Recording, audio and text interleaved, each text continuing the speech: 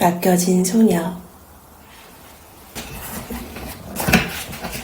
일요일 이른 아침, 클로너 거래소의 첫 미사를 마친 다음 아빠는 나를 집으로 데려가는 대신 엄마의 고향인 해안 쪽을 향해 웩스퍼드 깊숙이 차를 달린다.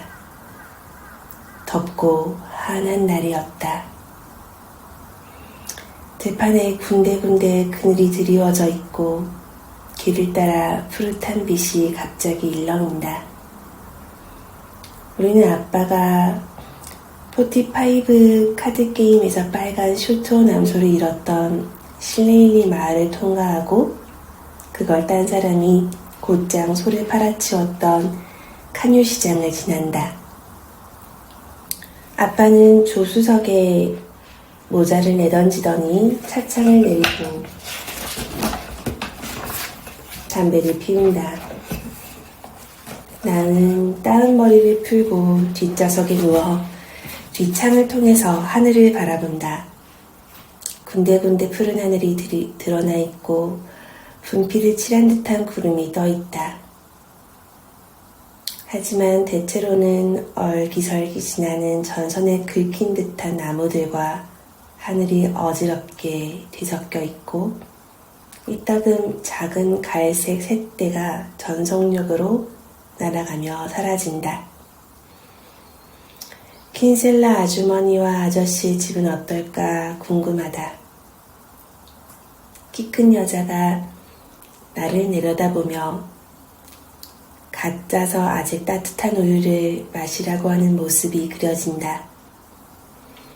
또 가능성은 훨씬 낮지만 앞치마를 입은 여자가 프라이팬에 팬케이크 반죽을 부으며 한 장 더 먹고 싶은지 묻는 장면도 그려진다.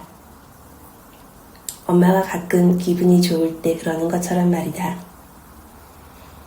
남편도 키가 더 크지는 않을 것이다. 아저씨는 나를 트랙터에 태우고 시내로 가서 레드 레모네이드와 감자칩을 사주겠지? 아니면 나더러 헛간을 청소하고 밭에서 돌을 골라내고 돼지풀과 소로쟁이를 뽑으라고 시킬지도 모른다. 아저씨가 주머니에서 뭔가를 꺼내는 걸 보고 나는 50펜스 동전이면 좋겠다고 생각하지만 알고 보니 손수건일 거다. 두 사람의 집은 낡은 농장 가옥일까? 아니면 새로 지은 단층 집일까? 화장실은 밖에 있을까? 아니면 변기도 있고 수돗물도 나오는 실내 화장실일까 궁금하다. 나는 캄캄한 침실에서 다른 여자애들이랑 같이 누워 아침이 오면 2번 다시 꺼내지 않을 이야기를 나누는 내 모습을 상상한다. 시간이 한참 지난 듯 하더니 차가 속도를 늦추어 좁고 포장된 진입로에 들어서고 바퀴가 캐틀 그리드를 밟자 전율이 인다. 양옆으로 두터운 관목이 네모나게 손질되어 있다.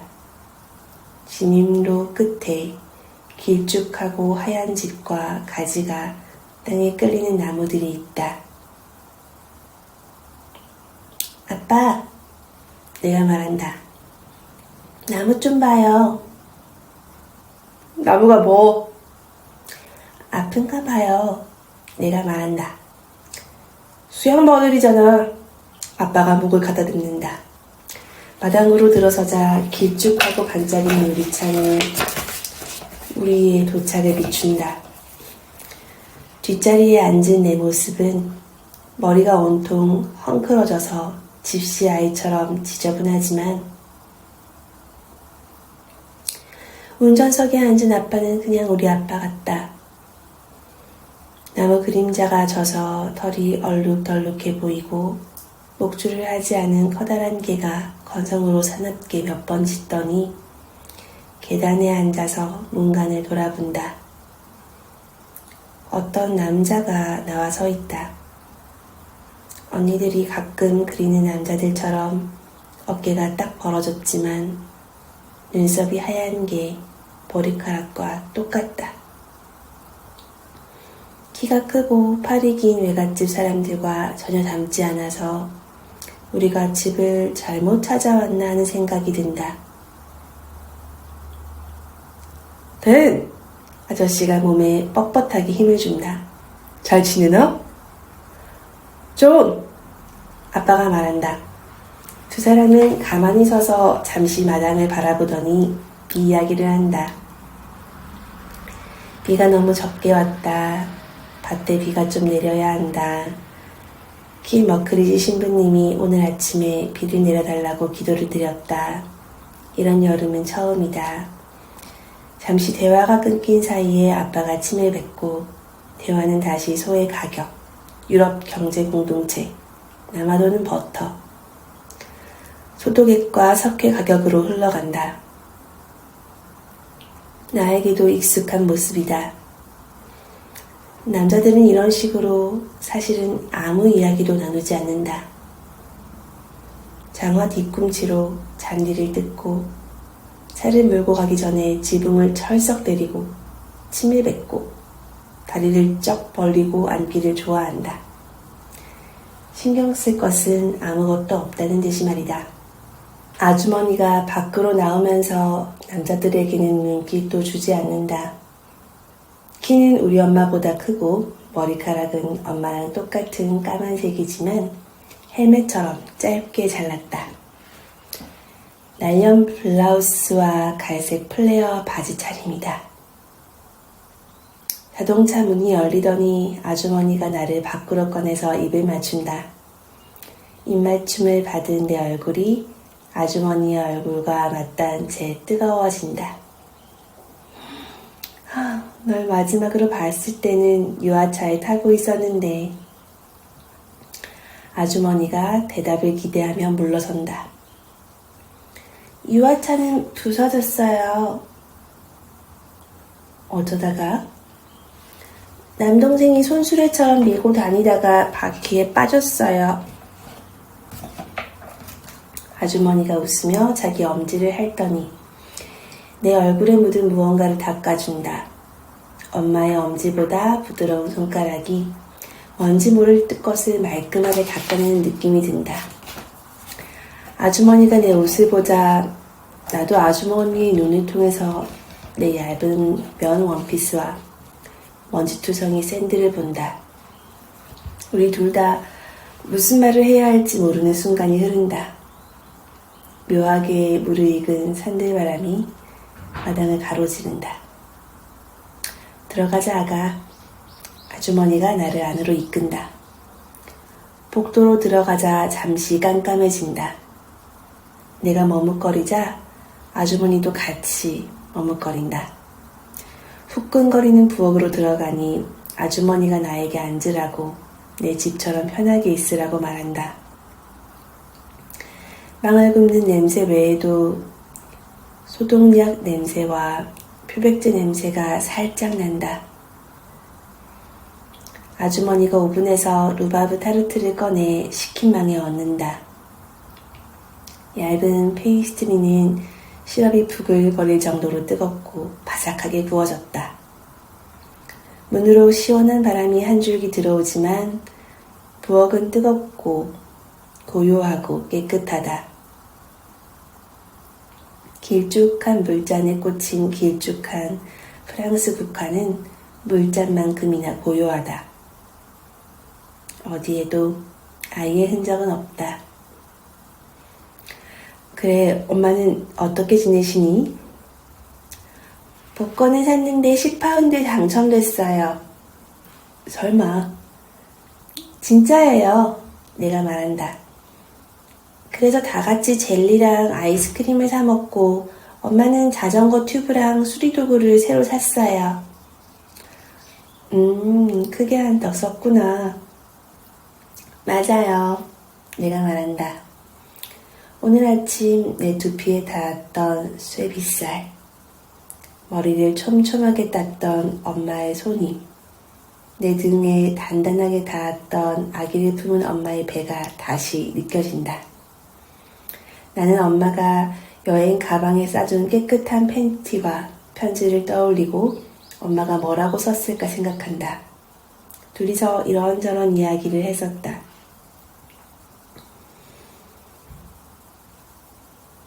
얼마 동안 맡아달라고 하지? 원하는 만큼 데리고 있으면 안 되나? 그렇게 말하면 돼? 아빠가 말했다. 당신이 하고 싶은 대로 말해. 어차피 늘 그러잖아.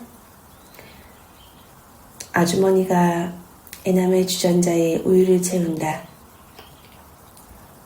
엄마가 아주 바쁘시겠구나. 일꾼들이 풀을 베러 오기를 기다리고 있어요. 건초가 아직도 다 안 됐어? 좀 늦은 거 아니니? 남자들이 마당에 들어오자 잠시 어둑해졌다가 두 사람이 자리에 앉으니 다시 밝아진다. 알구나. 아빠가 의자를 빼려 말한다. 땡. 아주머니가 다른 소리를 내며 말한다. 푹푹 찌네요. 정말 덥지. 아주머니가 돌아서서 주전자를 지켜보며 기다린다.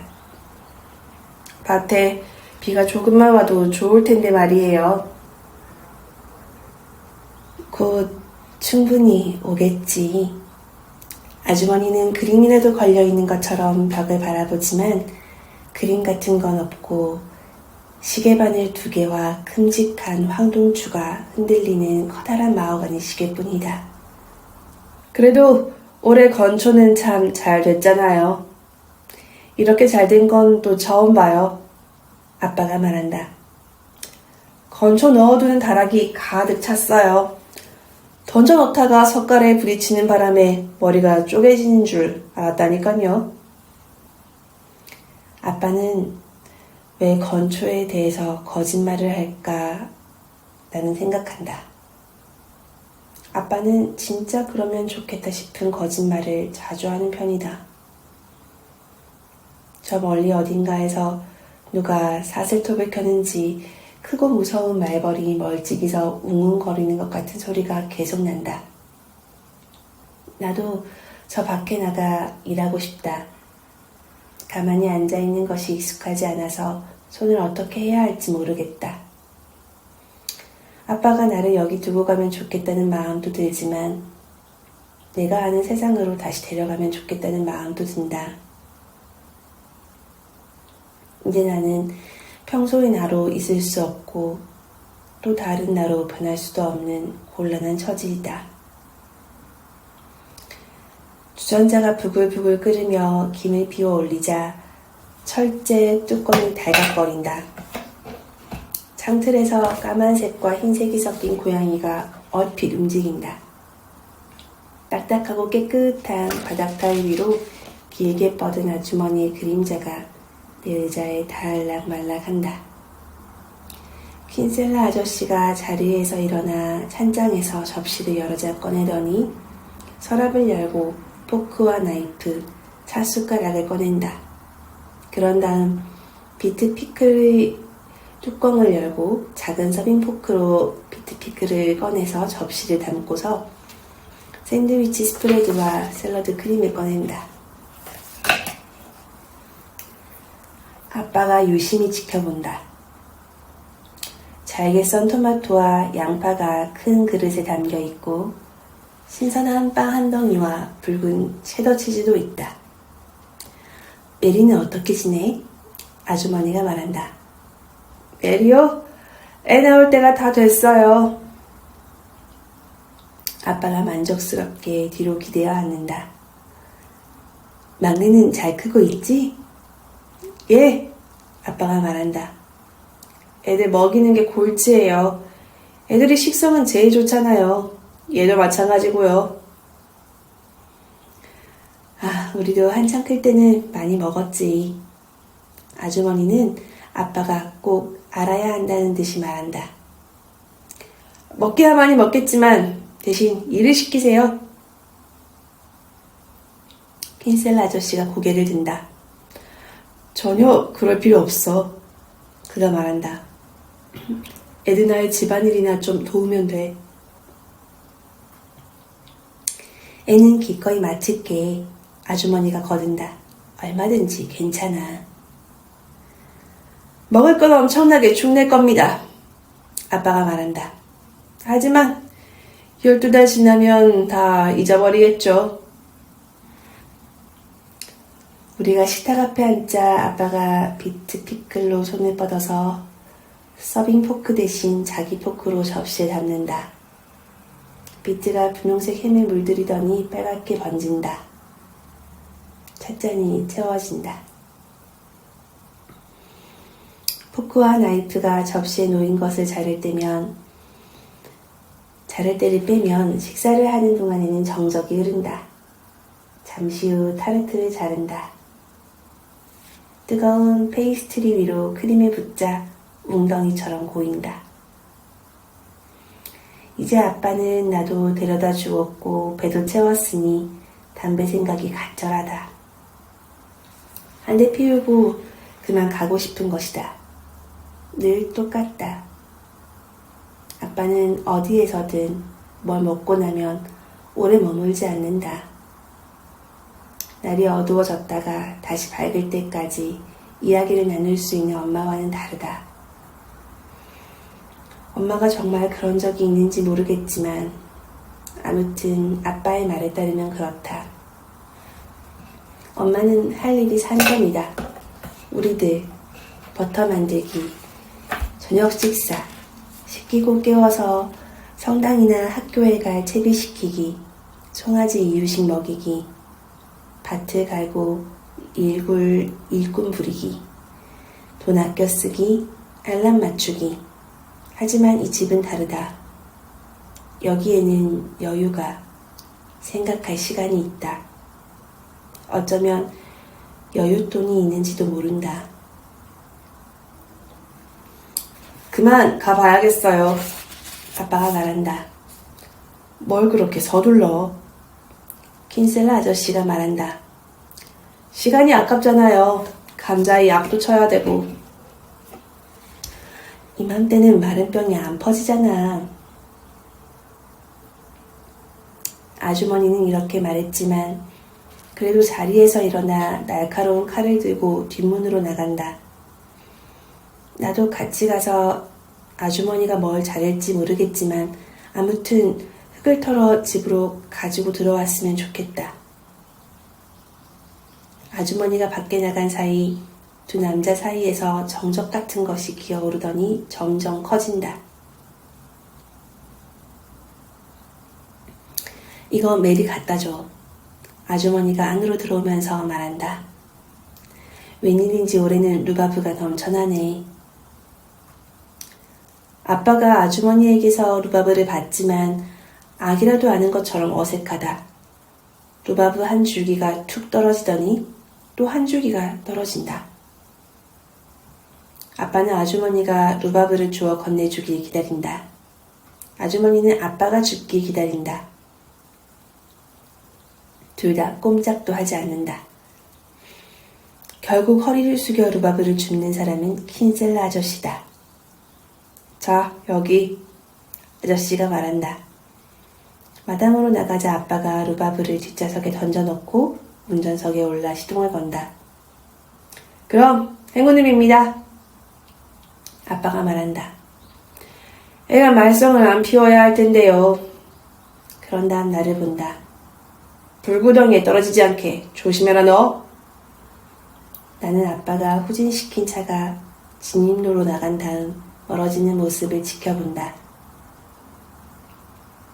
바퀴가 캐트 그리드를 밟는 소리가 들리더니 기어를 바꾸는 소리, 우리가 왔던 길을 따라 돌아가는 모터 소리가 들린다. 아빠는 왜 제대로 된 작별 인사도 없이 나중에 데리러 오겠다는 말도 없이 떠났을까? 마당을 가로지르는 묘하게 무르익은 바람이 이제 더 시원하게 느껴지고 크고 하얀 구름이 헛간을 넘어 다가온다. 뭐 불편한 거 있니 얘야? 아주머니가 묻는다. 나는 샌들 속에 지저분한 발을 내려다본다. 킨셀 아저씨가 다가선다. 무슨 일인지 말해봐라. 우린 괜찮아. 세상에. 아빠가 너 짐 또 안 내려주고 가버렸구나. 아주머니가 말한다. 그러니 너가 이럴 수밖에. 아휴, 정말 덜렁거리는 사람이라니까.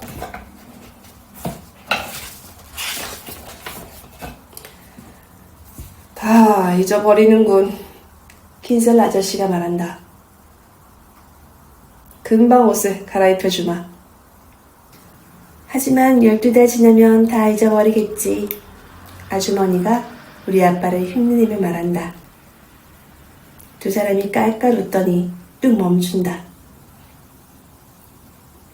나는 아주머니를 따라 안으로 들어가면서 아주머니가 무슨 말이든 하기를 내 마음을 편하게 만들어주기를 바란다.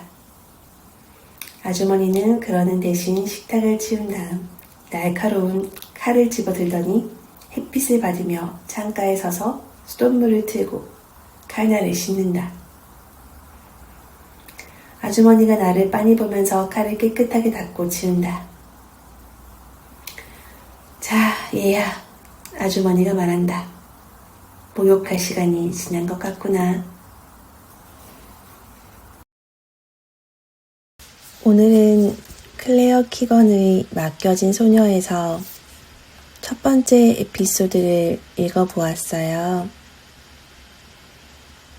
무뚝뚝하고 매정한 아빠와 많은 아이들을 돌보느라 정신이 없는 엄마로부터 떨어져서 새로운 집에 맡겨진 소녀는 앞으로 어떻게 살아가게 될지 상상해보며 다음 시간에는 가장 마지막 에피소드를 들려드릴게요. 그럼 다음 시간에 보아요.